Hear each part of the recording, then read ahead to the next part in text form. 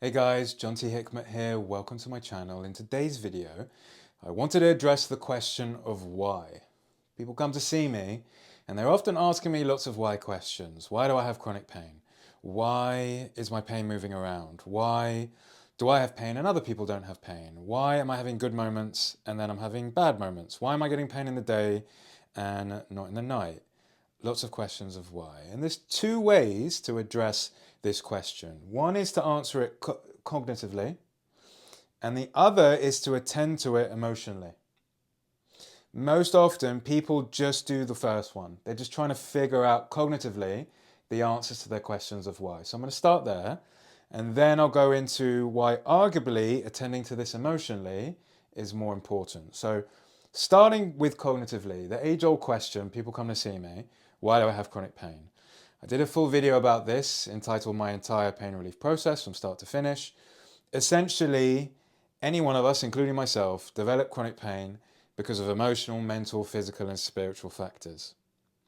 They're neglecting or overly relying on one of those components. Please watch that video if you haven't watched that video.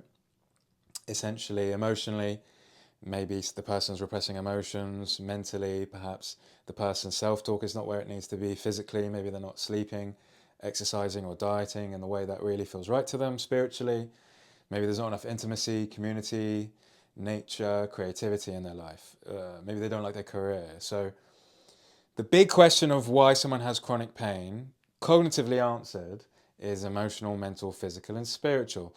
And same goes for all the questions that come after that. When someone starts this process and they say, why is my pain getting worse now that I've started this process? It's because of one of the four components usually: emotional, mental, physical, spiritual. Why am I getting pain and other people don't get pain? It's because of one of the four components, a personality trait, or again, the way that you're approaching your life. So the cognitive answers to the questions of why can all be understood with the four components, and I've set up a whole community where I explain these four components and the tools to use to attend to these four components. Now, arguably the more important way to address this question of why is emotionally. You see, I'll give you a story about my own journey of relief from pain, and then I'll relate it back to why this is so important. When I used to have terrible stomach pain and back pain, I used to constantly have these questions of why. Why am I having the pain right now? What have I done wrong? Why? Just lots of whys. And I'd constantly be stuck in this cognitive space of trying to figure it out. And it's good that I was there, because eventually I found out about the mind-body process and it led me to, this position right now. But only when I started the mind-body process did I also realize that this part of me asking why is asking so in a very anxious, fearful, and frantic way. The emotions that this part of me asking why is feeling are usually fear, usually frustration, usually feelings of, like I said, frantic, feeling hurried. And actually, rather than trying to answer the question of why right now, maybe what my mind and body need from me is to learn how to acknowledge the emotion I'm feeling and to allow it. And this is something you learn in the bigger picture of why the mind is creating symptoms in our body in the first place. You see, and again, I've said this in other videos, the mind purposely will create some sort of disharmony to get us to learn how to acknowledge and allow the emotions arising for us. And these emotions aren't hidden. It's not hidden behind the pain. It's not hidden behind your fatigue or your anxiety. The emotions that the mind wants you to feel are the very emotions that arise for you in the moment that you have the symptom. So when I had stomach pain, the emotions arising for me were feelings of feeling frantic, feelings of fear, feelings of irritation. And these emotions were being felt through my thoughts as parts of me asking why.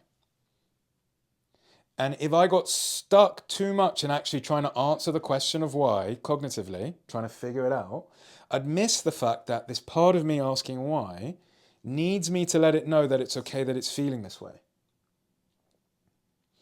Let me explain this again. You learn in this process, the part of you that's constantly asking why, its answers to its questions, although it matters in, some grand sense of things, actually, What it really needs from you is to let it know it's okay that it's feeling that way.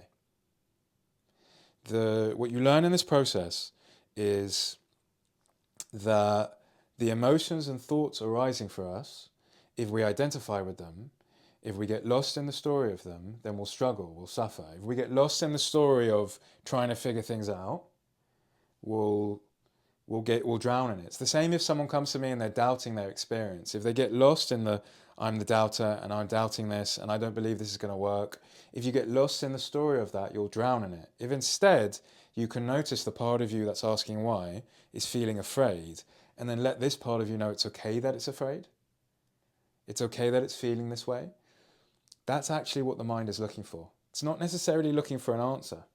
And so many people in my community, they come to realize this. That's why I'm doing this video. They come to realize this eventually. It doesn't matter why I'm feeling fear. It doesn't matter why there's a part of me asking why. It doesn't matter the origin of my frustration or anger. You know, even though I may take a moment to consider the origins, it doesn't really matter. All my mind and body need for me right now is to just feel this emotion. Just let it be here in the body. And this is everything that I'm teaching in my communities, is how to acknowledge an emotion, not identify with it, and allow it to be there. How to not get lost in the story just trying to figure it out.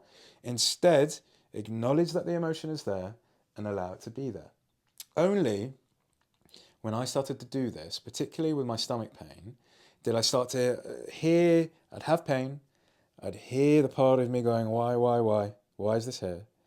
And only when I stopped myself in the midst of that and said, okay, there could be lots of reasons. It could be I'm putting something off. It could be I need to meditate. It could be I need to rest more, whatever it is. How's this part of me asking why feeling right now? It was often feeling afraid. So I went, okay, this part of me is afraid. I've acknowledged it. I'm going to allow this part of me to feel afraid. I can see that this part of me is afraid right now. It can be here. It can be scared. I'm going to let the fear move through my body. I'm going to let it go through my arms, my legs. I'm going to let it just take over, be here as long as it needs to. You start to attend to this why part of your psyche like a younger version of you tugging at your trousers, almost like afraid of the dark. And you start to go, you look at this young version of you and go, I can see you're here, you can be afraid. I'll still love you. You can exist in my body as long as you need to. And what you begin to notice when you truly start to practice that is that emotions at first, allowing emotions that you're not used to allowing, can feel difficult, can feel challenging, can feel new. Sensations may intensify in ways that you're not used to, but it rises and falls. And that very moment back in the day when I had stomach pain and I truly, instead of trying to answer or figure out cognitively why things were happening, and instead attended to it emotionally in that moment, let myself feel fear, a couple minutes later, I'm not really feeling as afraid anymore. And also the symptoms, they don't feel as big anymore. Because suddenly I'm not afraid of the fear, and because I'm not afraid of the fear, I'm also not afraid of the symptoms. And that all along was what the mind and body was asking me for. It wasn't asking me to deep dive into figuring things out. And again, even though it's important for us to consider the 4 components, it was actually asking me in that moment, can you just be with this emotion? Can you just let this be here? And again, this is everything I'm teaching in my community with meditation, with self-talk, with journaling, with the community outreach, sharing exactly what's coming up for you in the moment. If you can just attend to what's arising for you emotionally in the very moment, that's what your mind is asking you for. And as soon as you start to do that, it no longer has to give you symptoms. The emotions aren't hidden. They're the very emotions you're feeling in that moment. They mask themselves as a part of you asking why. You've got to notice the emotional quality behind these questions. And instead of frantically trying to answer its questions, notice how it's feeling and learn how to acknowledge and allow those emotions using the tools I teach in my community: journaling, self-talk, meditation, community outreach, support, guidance, whatever it is. If you'd like to learn how to do this, then you can join my community. Maybe you're watching this and you're in my community. If so, ask me questions. If you're not in my community, you'd like to join, you can click the caption below and see a link to it. You can also ask me questions. This is on YouTube, so ask me questions below. Otherwise, thanks for watching and see you soon.